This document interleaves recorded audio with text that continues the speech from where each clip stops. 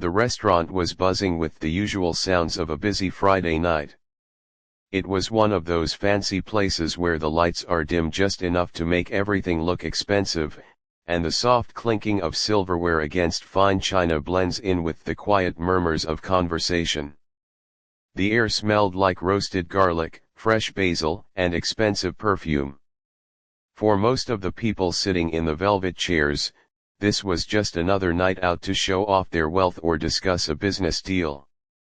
But for the young woman moving quickly between the tables, it was a battlefield. She was a waitress there, though nobody really knew her name. To the customers, she was just a blur in a black uniform, someone who appeared magically to refill a water glass or clear away an empty plate before disappearing again. She had been working double shifts for weeks, trying to save up for a small apartment across town. Her feet throbbed inside her non-slip shoes, and her lower back ached from carrying heavy trays, but she kept a polite smile glued to her face. It was the kind of smile that didn't quite reach her eyes, born out of exhaustion and the desperate need to be invisible so she wouldn't get complaints. She moved like a ghost through the room, dodging waiters and navigating around tight corners with practiced ease. She had learned early on that the best way to survive a shift in this upscale environment was to become part of the background. She kept her head down, focusing on the rhythm of her work: grab, lift, walk, serve, clear, repeat. It was a lonely existence in a room full of people. She listened to snippets of conversations about stock markets and vacations in Europe, worlds that felt miles away from her own reality. Despite the tiredness pulling at her muscles, there was something different about her tonight. Every time she passed the large, shiny grand piano sitting in the corner of the room, her steps slowed just a fraction. It was a beautiful instrument, polished to a high gloss that reflected the candle light from the tables. It sat there silent and imposing, looking more like a piece of furniture than a tool for creating music. Most people ignored it, treating it as a place to set their coats or their cocktails. But she looked at it with a deep, quiet longing. Nobody in the restaurant knew her secret. They didn't know that before she moved to the city, before the bills piled up and life got hard, she spent every single day of her childhood in front of a keyboard. They didn't know that her hands, which were currently rough from scrubbing dishes and carrying trays, were once built for precision and speed. She had played in competitions and filled concert halls with music that made people cry. But that felt like a different lifetime ago, a ghost of a person she used to be. As she stopped at a table to take an order, she found herself humming a very soft tune under her breath. It was a reflex, something her body did when she was stressed. She caught herself immediately, snapping her mouth shut and looking around to see if anyone had heard. She felt a sudden pang of embarrassment, as if she had been caught stealing. She quickly scribbled down the order on her notepad: grilled salmon, no salt, side of asparagus, and hurried away toward the kitchen. Her heart gave a little flutter as she passed the piano again. She wanted to reach out and touch the cool ivory keys, just to see if they still felt the same. She wondered what sound the piano would make if she played just one chord. Would it be out of tune? Would her fingers be too stiff? She shook the thought away. She wasn't a pianist anymore, she was just a waitress trying to make ends meet. The heavy wooden doors of the kitchen swung open ahead of her, blowing out a cloud of steam and noise, calling her back to reality. She took a deep breath, fixed her smile, and walked through the doors, leaving her dreams sitting silently on the bench in the corner. Seated right in the center of the dining room, at the table with the best view of the entire restaurant, was a man who clearly owned the room.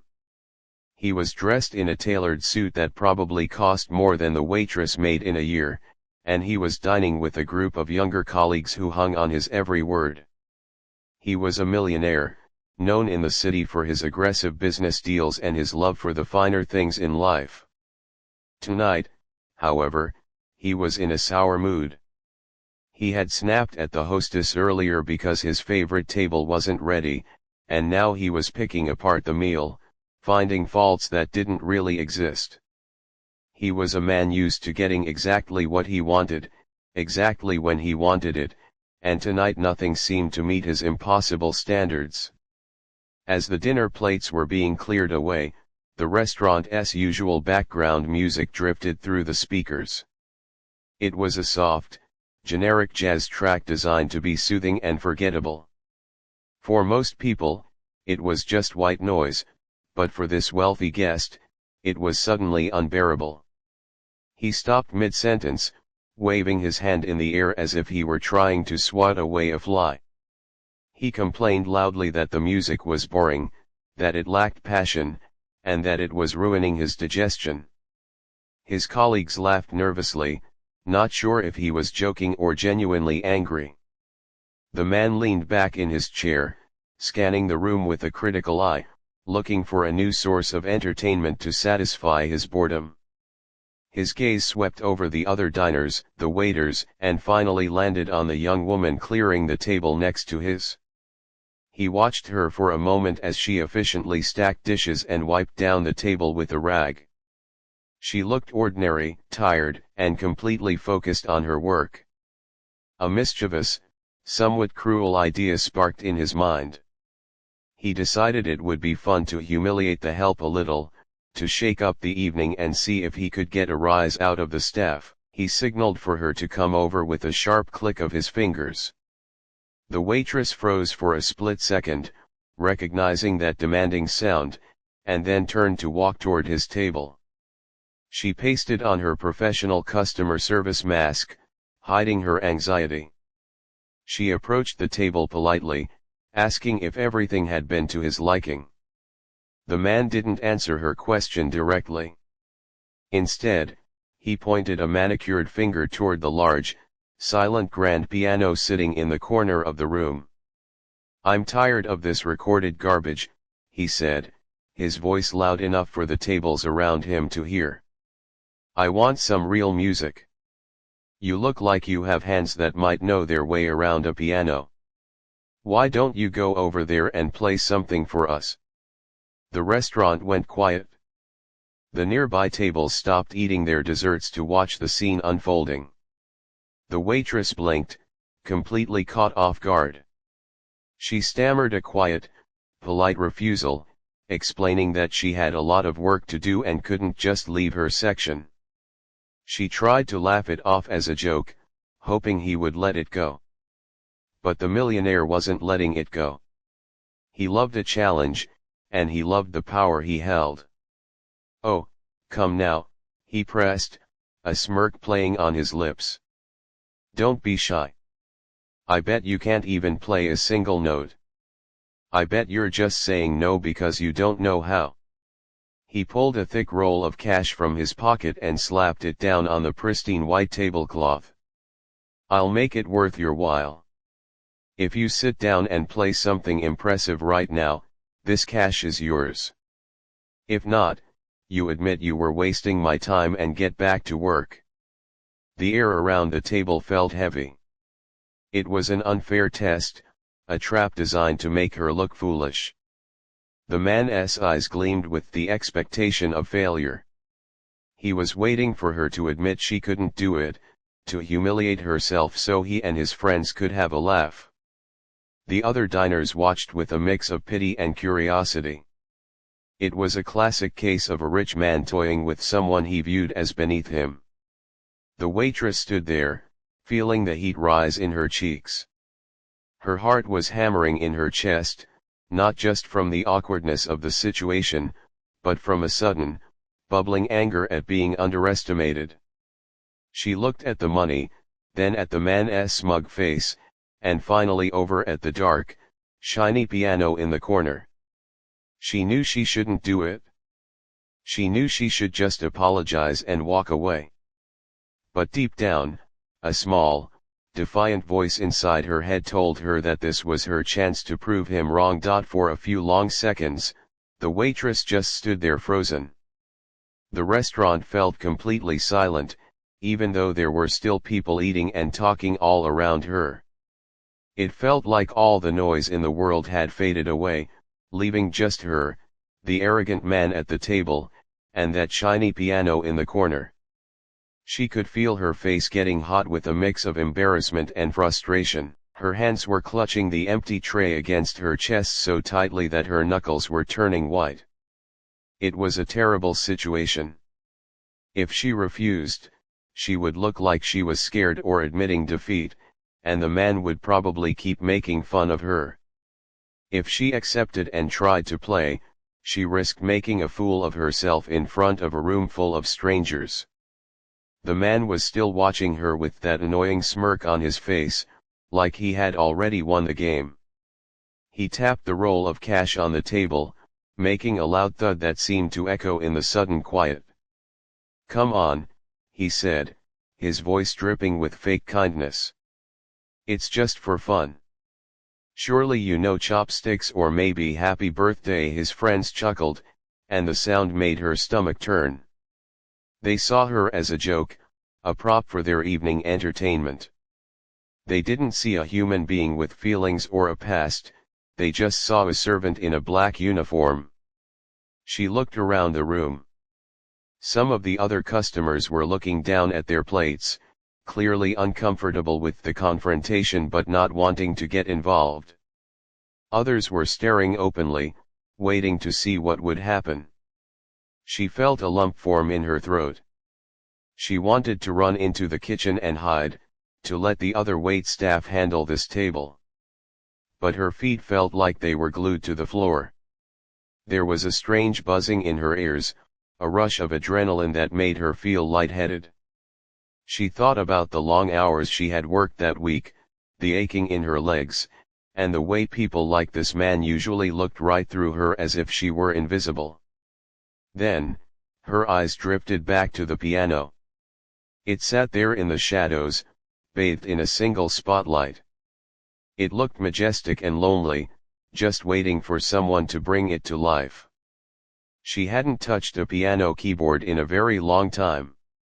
She had deliberately stayed away from them because it hurt too much to remember what she had lost. It was like seeing an old friend you aren't allowed to talk to anymore. She wondered if her fingers would even remember what to do. They were rough and calloused now from years of scrubbing floors and carrying heavy trays, not soft and pampered like they used to be. A small thought crept into her mind.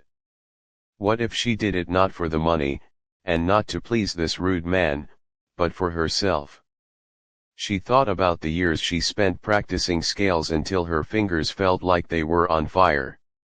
She thought about the music teachers who told her she had a gift, and the way her heart used to soar when she played a difficult piece perfectly.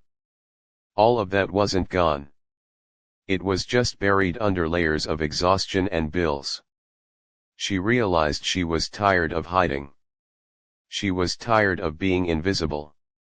This wasn't really about playing a song, it was about stepping out of the shadows and standing up for the person she used to be. The waitress took a deep, shaky breath and let it out slowly. She shifted her weight from one foot to the other. The man at the table raised an eyebrow, looking surprised that she hadn't run away yet. He probably thought she was about to apologize and leave. Instead, she set her tray down on a side table with a deliberate, soft clatter. She smoothed the front of her apron, trying to compose herself. She didn't look at the money again. She didn't even look at the man. She just focused on putting one foot in front of the other, walking slowly toward the corner of the room. With every step she took, her heart beat harder against her ribs. It felt like walking a tightrope without a safety net. As she got closer to the instrument, the smell of polished wood and old dust filled her nose, a smell that triggered 1,000 memories. The sheer size of the grand piano seemed to grow as she approached it, looming over her like a giant. She reached the bench and hesitated for just a moment. This was the point of no return. Once she sat down, there was no going to the safety of the kitchen. She had to face the music. She could feel the eyes of the entire room burning into her back. The pressure was immense. She sat down on the bench, lifting the heavy fallboard that covered the keys. Underneath, the black and white ivory keys stared back at her, looking clean and inviting. They were so familiar, yet so foreign after all this time. She flexed her fingers, listening to the joints pop. They felt stiff and cold. She wondered if the piano would sound terrible, if it was out of tune, or if the notes would stick. But she knew she had to try. She wasn't doing this for the rich man's entertainment. She was doing this to prove that she was more than just a waitress. She placed her hands hovering over the keys, closed her eyes for a split second to find her center, and prepared to let the past come rushing back into the present. The silence in the room was heavy, pressing down on her ears like a physical weight. It was the kind of quiet that happens when everyone is holding their breath, waiting for something to happen. The young woman sat on the piano bench, her back straight but her shoulders tense. She could feel a drop of cold sweat working its way down her spine. Her hands hovered over the keys, trembling just slightly. It felt like she was standing on the edge of a cliff, terrified to jump, but knowing she had no other choice. Behind her, she could hear the faint rustle of clothes and the clinking of a spoon as someone put down their coffee, but nobody spoke. The rich man was watching her closely, probably expecting her to fumble, to press the wrong notes, or to giggle nervously and run away. She could practically feel his smirk burning into her back. She took a long, slow breath to steady herself. She closed her eyes for a brief moment and tried to shut out the restaurant, the smells of the food, and the pressure of the people watching. She needed to find that quiet place inside her head where the music lived. It had been so long since she let herself go there. Her fingers felt stiff and unfamiliar, hovering over the cold ivory keys. They were hands that had spent years scrubbing dishes, carrying heavy trays, and counting out tips. They were rough and tired. But as she flexed them, she realized that muscle memory is a powerful thing. Her fingers remembered the shape of the keys even if her mind was full of doubt. With a sudden rush of determination, she pressed down the first chord. The sound that rang out was clear, deep, and resonant. It wasn't the hesitant plink of a beginner, it was a confident, rich sound that filled the immediate space around her. The vibration traveled up through her fingers and into her arms, waking up a part of her soul that had been asleep for years. For a split second, she paused, surprised by how good it felt. The piano was perfectly tuned, and the tone was beautiful. That single sound seemed to slice through the tension in the room like a knife. She didn't wait. She didn't give herself time to overthink it. Her left hand found the bass line, a low, rhythmic thumping that immediately set a serious mood. Her right hand followed a moment later, weaving in a melody that was complex and fast. It wasn't a happy, jumpy tune. It was something melancholic and dark, full of emotion. It was a piece that required strength and speed, a piece that told a story of struggle and resilience. Almost instantly, the atmosphere in the restaurant changed completely. The awkwardness of the challenge, the cruelty of the bet, and the class divide between the waitress and the millionaire evaporated into the air. The music took over. The melody was intense and driving, filled with sharp, staccato notes that bounced off the walls like rain hitting a tin roof. She wasn't just pressing keys, she was attacking them with a passion that startled everyone listening. Her body, which had been slumped with fatigue moments before, was now straight and leaning into the instrument. Her fingers flew across the keyboard, moving with a blur of speed that seemed impossible for someone who claimed they were just a waitress. The rich man at the center table froze. His glass of wine was halfway to his lips, and he just held it there, completely forgotten. The smirk on his face vanished, replaced by a look of utter confusion.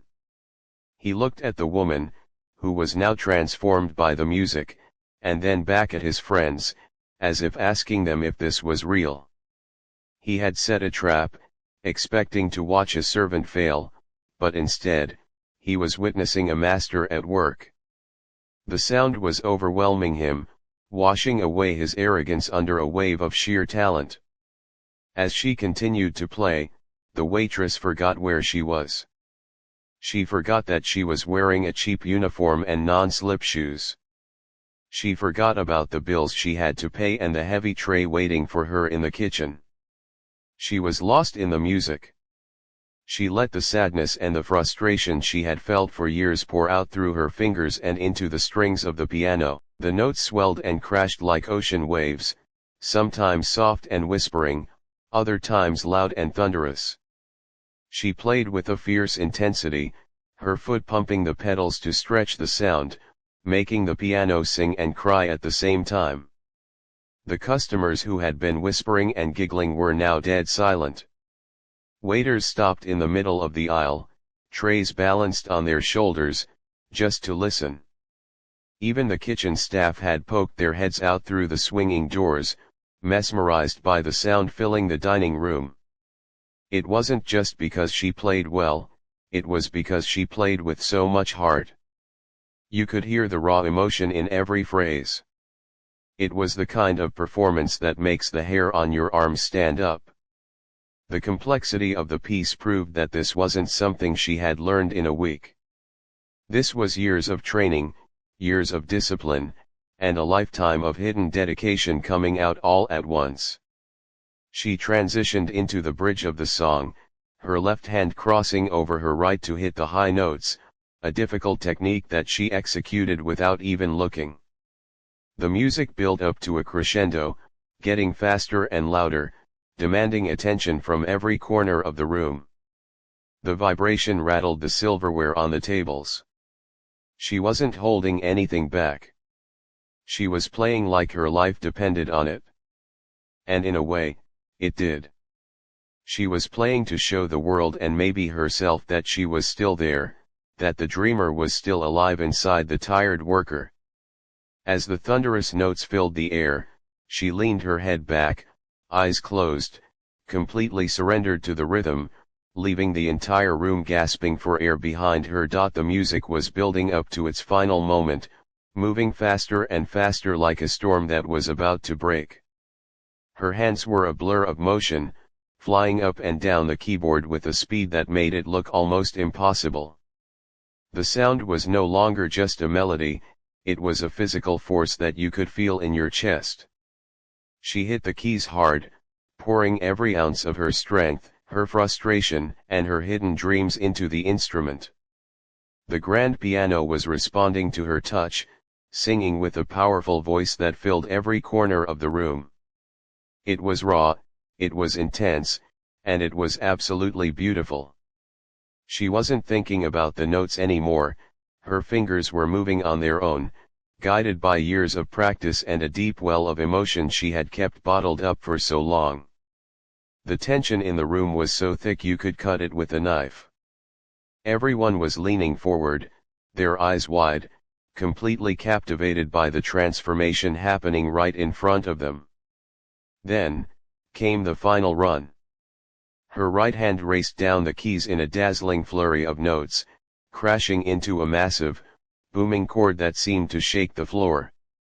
She immediately lifted her hands off the keys, silencing the sound instantly. The last note echoed through the air, vibrating against the high ceilings and the crystal glasses before slowly fading away into complete silence. For 3 seconds, nobody moved. Nobody breathed. It was as if the entire restaurant had been frozen in time. The rich man's mouth was slightly open, his wine glass still forgotten in his hand. The waiters stood frozen in the aisles. The kitchen staff peeking through the doors were staring with their mouths open. The difference between the quiet, exhausted waitress from moments ago and the powerful musician who just commanded the room was too shocking for words. Then, as if a spell had been broken, the room erupted. It wasn't just polite clapping, it was a roar of applause. People jumped up from their seats, cheering and whistling. It was the kind of reaction usually reserved for famous concert halls, not a busy restaurant on a Friday night. The woman sat on the bench, her chest heaving up and down as she caught her breath. Her hands were resting on her lap, trembling slightly from the adrenaline rush.